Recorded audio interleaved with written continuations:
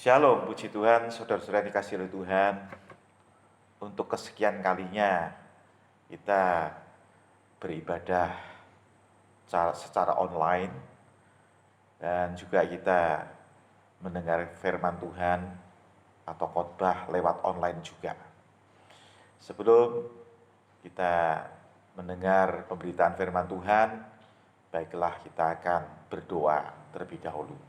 Mari kita berdoa. Bapa surga, di dalam nama Tuhan Yesus Kristus, hati pikiran kami rindu dipenuhi dengan firman Tuhan. Karena firman Tuhan itulah yang dapat membuat kami hidup, membuat kami menang, membuat kami terpelihara. Karena di dalam firman Tuhan itu penuh dengan janji-janji Tuhan. Janji Tuhan adalah pasti. Janji Tuhan tidak pernah gagal. Tergenapilah firman-Mu di dalam kehidupan kami. Lalu firman-Mu akan memancar dari kehidupan kami sebagai umat pilihan-Mu, sebagai pengikut-pengikut Kristus, sebagai hamba-hamba Tuhan. Karena dari kehidupanlah Tuhan menandakan bahwa siapa yang ada di pihak kami, siapa yang ada di belakang kami adalah raja di atas segala raja. Kami harus menyaksikan itu dari kehidupan kami, bahwa kami adalah anak raja di atas segala raja. Kami akan mendengarkan firman Tuhan di dalam nama Tuhan Yesus Kristus. Haleluya. Amin. Mari kita akan membaca ayat yang pertama. Ayat awal terdapat di dalam buku Ayub pasal 40 ayat 14. Dia yang pertama dibuat Allah, makhluk yang diberinya bersenjatakan pedang.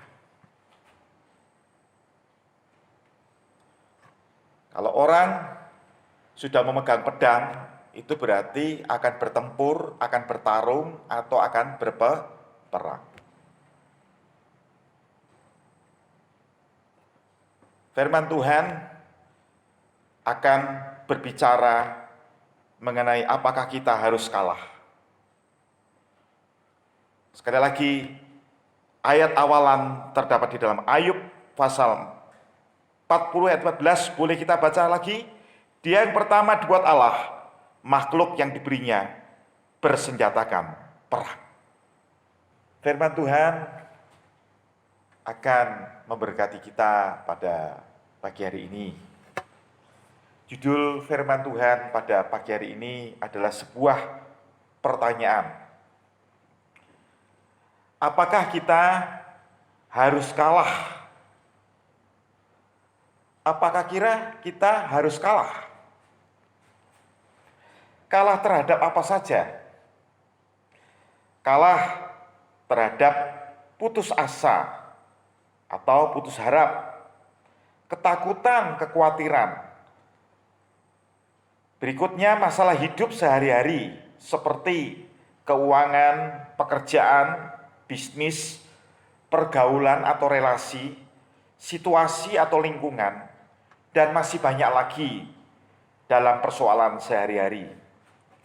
Kejahatan misalnya, politik, ekonomi, serta budaya.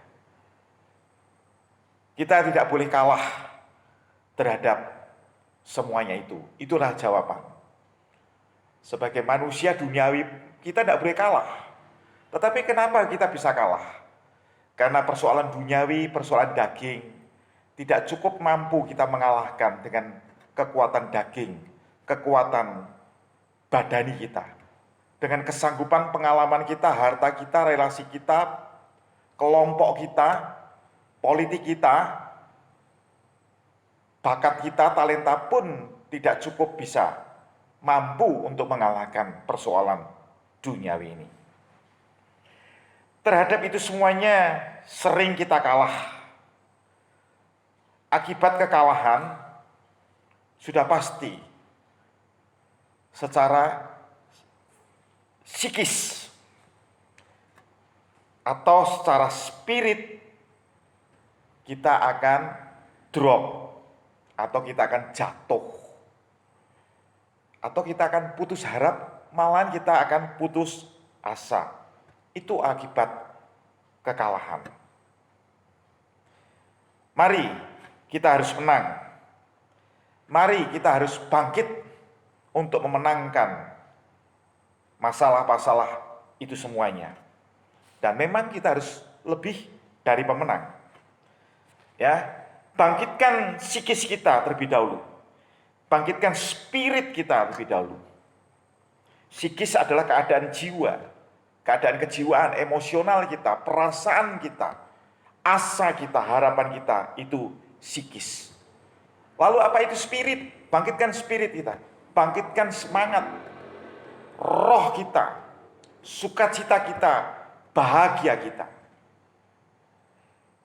Bagaimana kita bisa memenangkan peperangan, memenangkan dari permasalahan kehidupan kita sehari-hari.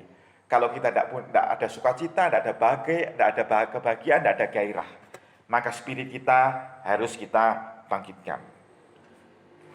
Saudara-saudara, kita akan baca ayat terdapat di dalam Mazmur pasal 21 ayat yang ke-14. Di dalam ayat ini berkata bahwa Mazmur 21 ayat 14, bangkitlah ya Tuhan di dalam kuasa-Mu. Kami mau menyanyikan dan memazmurkan keperkasaan-Mu. Nah, di sini psikisnya, spiritnya sudah bangkit. Kenapa?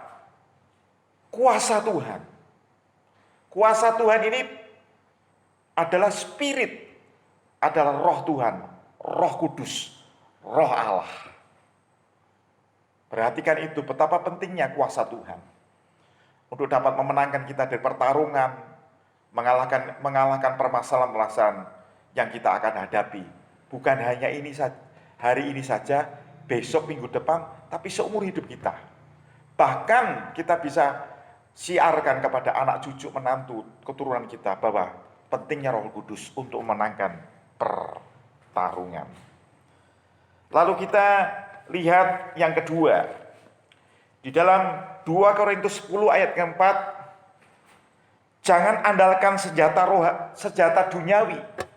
Jangan sekedar andalkan senjata duniawi. Atau boleh dikata jangan andalkan senjata duniawi. Coba kita bisa lihat ayat itu di dalam 2 Korintus 10 ayat yang ke-14. Demikian bunyi firman Tuhan. Demikian perkataan firman Tuhan. Perkataan firman Tuhan itu ya dan amin. Kepastian itu ada. 2 Korintus 10 ayat yang ke-4 berkata demikian. Karena senjata kami dalam perjuangan bukanlah senjata duniawi, melainkan senjata yang diperlengkapi dengan kuasa Allah, yang sanggup untuk meruntuhkan benteng. Ayat kelima boleh kita tambah, kami mematahkan setiap siasat orang dan merubuhkan setiap kubu yang dibangun oleh keangkuhan manusia untuk menentang pengenalan akan Allah. Kami melawan segala pikiran dan menaklukkannya kepada Kristus. Puji Tuhan. Senjata yang kita gunakan bukan senjata yang biasa, yaitu senjata Allah yang dapat mengalahkan dunia ini. Dan yang ketiga, di dalam Efesus 6 ayat 1 sampai 18, penekanannya di dalam ayat yang ke-11 dan ayat yang ke-17. Firman Tuhan berkata demikian. Ayat 11, kenakanlah seluruh perlengkapan senjata Allah, supaya kamu dapat bertahan melawan tipu muslihat iblis. Dan ayat 17, terimalah ketopong keselamatan dan pedang roh, yaitu firman Allah. Luar biasa, kuasa Tuhan, roh Allah, yang dapat memenangkan pertarungan. Kita jangan kalah, kita harus menang dan harus menjadi lebih daripada pemenang. Ayat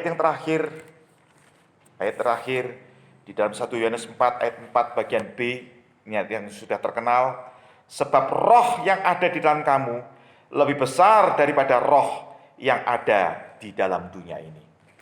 Kalau roh Allah, spirit Allah, kuasa Allah ada di dalam hidup kita, maka kita dapat mengalahkan roh-roh yang ada di dalam dunia ini. Sebesar apapun kekuatan roh di dalam dunia ini, itu lebih besar roh Allah yang ada dalam kita.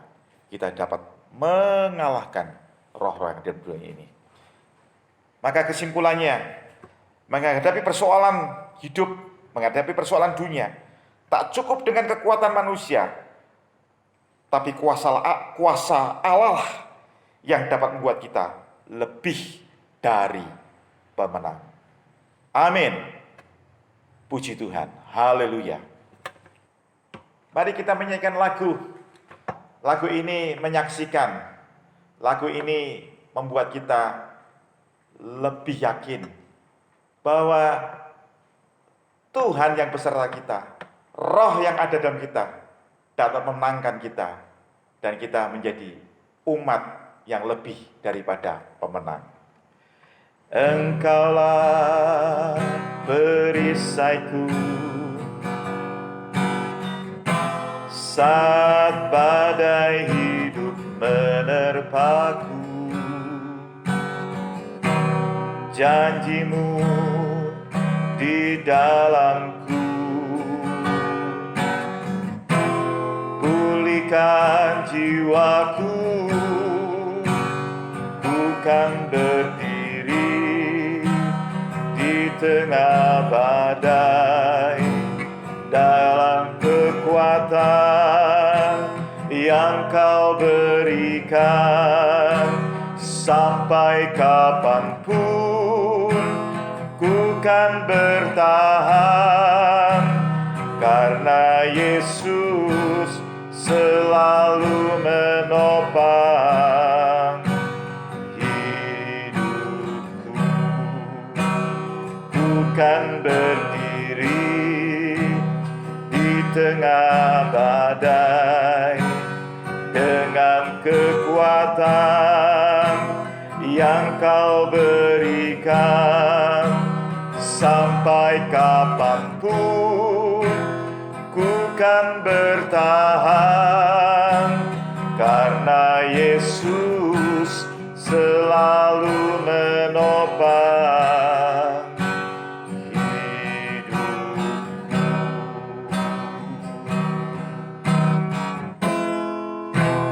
Karena Yesus selalu menopang